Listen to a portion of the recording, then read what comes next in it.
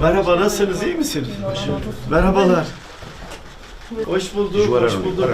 Sen otur, sen otur. Maşallah yakışıklı olacaksın. Sarışın. Bu benim kocamdı, seninle konuşmak istiyorsun. Öyle mi? He he. Konuşurum. Seni çok sevdi dedi, beni. Eyvallah, eyvallah, eyvallah. Vallahi 6 aydır ben çok hastaydım. 1-2 sene zaten çok hastalık çektim. Sürekli böyle bayılmam var, böyle ağlamam var, böyle evden kaçırım var. Böyle evime bakamıyorum, çocuğuma bakamıyorum, perişanım. Zaten neyim var, neyim yoksa hepsini doktorlara verdik, yemin ederim. Hepsini doktorlara verdik. Nerede tedavi oldunuz? Benim elektriğim yok, durumum yok yani. Şeyde, araştırmada İstanbul tarafına gittim, her hocalara gittim. Yani ne hangi doktorlar, hangi şey desen oralara gittim yani. O kadar hastayım da valla durumum, eltim de biri durumum yoktu. Millet bana bakıyor sağ olsun, babam bana bakıyor. Yeni 1-2 aydır evime gelmişim. Babagilerde o köylerde kalıyordum. Hastaydım. Ona bakacak kimse yoktu. Evet. 2-3 kişi de gelip böyle durumum yoktu yapacak. Eşim de benimle beraber gidip geliyordu doktorlara. Saati yapmadık. Eşin şimdi çalışıyor galiba. Valla şimdi Allah şükür şimdi yeni inşaata girmiş çalışıyor. Valla benim durumum o kadardır yani. Evet. Elektrik benim tek derdim. Hoca sen gel burada otur. Elektrik. Biz kaynımgilden akşam alıyoruz. Biz kaynımgilden akşam alıyoruz, yakıyoruz valla. Bebeğe bakıyorum. Ben dedim 3 tane adam gelip bile kesip gitti ve de bebeğim var, küçük bebeğim var, durumum yok. Yani Allah rızası için bari kesmeyin. Ne yaptım kesip gittiler valla. Evet. Kaç senedir böyle sıkıntı çekiyorsunuz? Valla 2-3 sene zaten çok mesela çektim böyle hastaydım idare ediyordum ama yaklaşık 6-7 ayda çok çektim yani. O kadar hasta oldum ki perişanım. Böyle araştırmada, doktorlarda, buralarda gezdim, evime gelmedim. Milletle çocuklarıma bakıyordum, eltim bakıyordum. Yeni evime gelmişim. 2 çocuğun mu var? 3. 3 Bir tane çocuğun. kızım var. Öyle mi? Allah bağışlasın. Allah razı olsun. En Bir şey küçüğü- ikram edeyim, bir şey Yo sağ olsun. En Vallahi. küçüğü bu galiba. He küçüğü bu. He? Küçük. Kaç yaşında? Evet, evet. Valla 1 yaştır. Evet. Allah bağışlasın. Allah razı olsun. Dişleri yeni çıkmış. Evet. Evet. Kaç yıllık evlisiniz? Valla 15 yıldır. 15 yıldır. He. Evet. Bu ev kiralık mı size mi ait? Yok evimizdir. Biz yaptık. Köyden geldik. Evet. Yani hanım yaptık ki ayrıldık eve gitti. Ben hasta oldum ben artık gittim. Evet. Evimizdir yani. Evet. Ona o yani benim tek derdim Eşinin elektriğim. devamlı bir işi yok galiba değil mi? Yok inşaatta falan çalışıyor. İnşaatta falan çalışıyor. vallahi. Evet. İnşaatta falan çalışıyor. Valla benim derdim çocuklarımdır. Yani durumum da o kadar. Benim küçük bebeğime doktorlar şimdi mama ver o kadar gücüm yok yani. Babam sağ olsun, kaynım sağ olsun onlar bana bakıyorlar. Yardım ediyorlar. Yardım ediyorlar. Aile desteği var yani. Babam bana çok yardım ediyor valla. Giyeceği kadar babam çok bana yardım ediyor. Komşular da biliyor, Allah da biliyor. Evet. Neyse inşallah düzelir her şey. Eşinin yaptığı bir açıklama var. Diyor işte 47.000 lira borcu var galiba değil mi? Elektrik 17.000 lira bağlanırsa bir seferde gelip elektriği bağlayacağız diye bir açıklama yapmış galiba. Sabah konuştuk. İl başkanımız. Evet.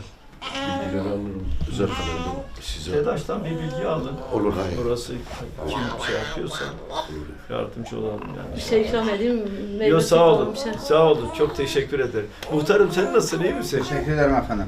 Evet. Allah razı olsun. Hoş gelmişsiniz. Kaç hane var? 12 mihane efendim. 12 bir hane. Evet efendim. Burada en büyük sorun ne muhtarım? En büyük sorun fakirlik, burada işsizlik. İşsizlik. En büyük sorun işsizlik. Evet. Yeni yerleşim olduğu için biraz daha tam gelişmemiş mahalle. Daha çok kırsaldan buraya gelip Evet, yerleştiler. Yani bu hemen doğunun her tarafında var bu mahalle Evet. vatandaşlar. Ondan dolayı biraz işsizlik.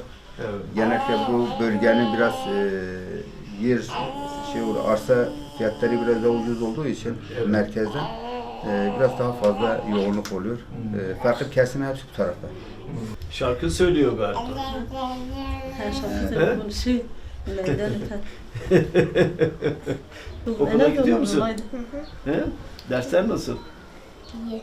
Kaçıncı sınıftasın? 1. 1. sınıf. Kaç kişi var sınıfta? 35. 35 kişi var. Yaramazlık yapıyor musun? Arada bir. Öyle mi? He? Senin yaramazlık yapma hakkın var. Biliyor musun? Arada yaramazlık yap. Allah bağışlasın efendim çocuklarını. Eşine çok selam söyle. Selamlarımızı söyle. İl başkanımız gerekli ilgiyi gösterecek. Biz kendisiyle konuşacağız zaten. Muhtarım yine aynı pozisyonda olan sıkıntılı aileler olursa il başkanımıza aktar. Biz elimizden gelen her türlü şeyi yaparız. Hadi hoşça kalın. Sağ olun. Ben sana bir fotoğraf çekeceğim. Efendim ev sahibinin medyaya yaptığı açıklama üzerine geldim. Kendisi ailenin durumunu görmek üzere beni evine davet etmiştim. Geldim. Eşini ve çocuklarını gördüm. Kendisi şu anda bir inşaatta çalıştığını, Van'ın biraz dışında inşaatta çalıştığı için gelemediğini ifade ettim. Ailenin durumu malum. Büyük sıkıntılar var. Zaten bu mahallede yaşayanların büyük sıkıntıları var. Muhtar arkadaşımızla da görüştük. O da yardımcı olacak. Buradaki sorunları kısmen giderebilirsek çok mutlu olabilirim. Mutlu olacağım. İl başkanımız da gerekli çalışma yapacak. O da bildirecek.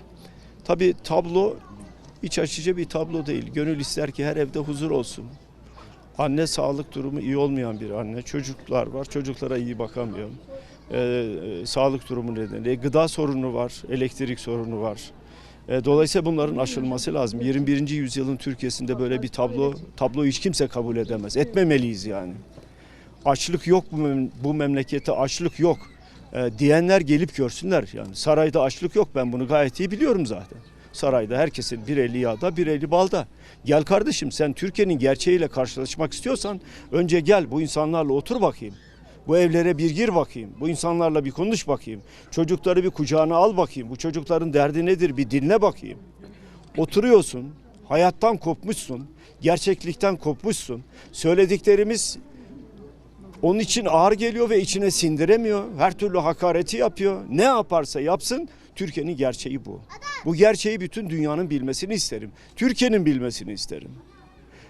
Van'da yaşanan bu dram sadece Van'a özgü bir dram da değil. Gidin İstanbul'da aynı dram İstanbul'da da var. Gidin aynısı Hakkari'de de var.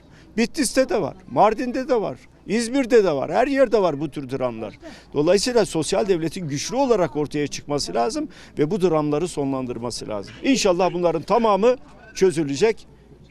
Hepsini halledeceğiz.